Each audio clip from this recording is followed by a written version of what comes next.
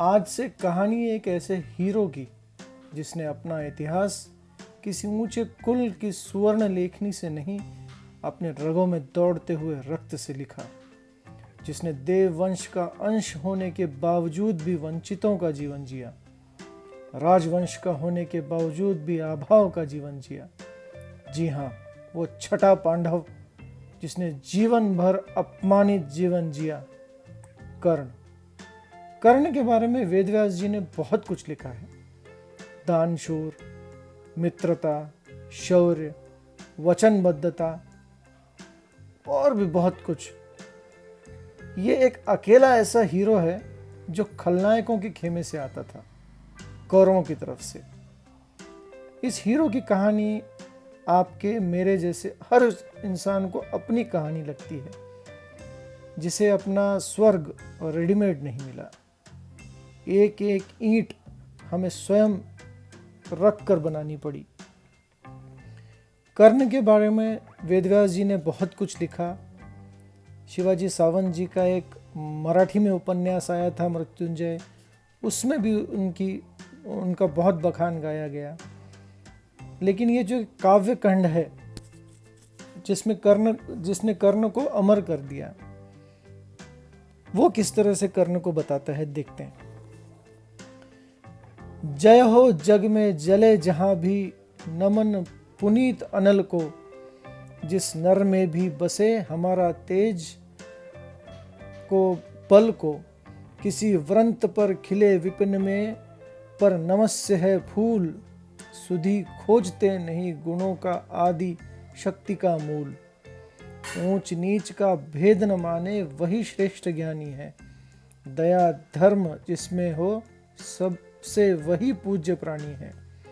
क्षत्रिय वही भरी हो जिसमें निर्भयता की आग, सबसे श्रेष्ठ वही ब्राह्मण है हो जिसमें तप और त्याग। तेजस्वी सम्मान खोजते नहीं गोत्र बतला के, पाते हैं जग से प्रशस्ति अपना कर्तव्य दिखला के। हीन मूल की ओर देखकर जग गलत कहे या ठीक, वीर खींचकर ही रहते हैं इतिहासों में लीक। जिसके पिता सूर्य थे, माता कुंती सती कुमारी, उसका पलना हुई धार में बहती हुई पिटारी। सूत वंश में पला चखा भी नहीं जननी का क्षीर, निकला कर्ण सभी युवकों में तब भी अद्भुत वीर। तन से समर शूर, मन से भावुक, स्वभाव से दानी, जाति गोत्र का नहीं शील का पौरुष का अभिमानी। ध्यान ज्ञान शस्त्रास्त्र शास्त्र का कर सम्यक अभ्यास, अपने गुणों का किया कर्ण ने आप स्वयं सुविकास। अलग नगर के कोलाहल से, अलग पुरी पुरजन से, कठिन साधना में उद्योगी लगा हुआ तन मन से। निज समाधि में निरत, सदा निज कर्मठता में चूर, वन्य कुसुम सा खिला कर्ण जग की आंखों से दूर। नहीं फूलते कुसुम मात्र राजाओं के उपवन में, अमित वार खिलते वे पुर से दूर कुन्न कानन में। समझे कौन रहस्य प्रकृति का बड़ा अनोखा हाल, गुदड़ी बड़े कीमती लाल।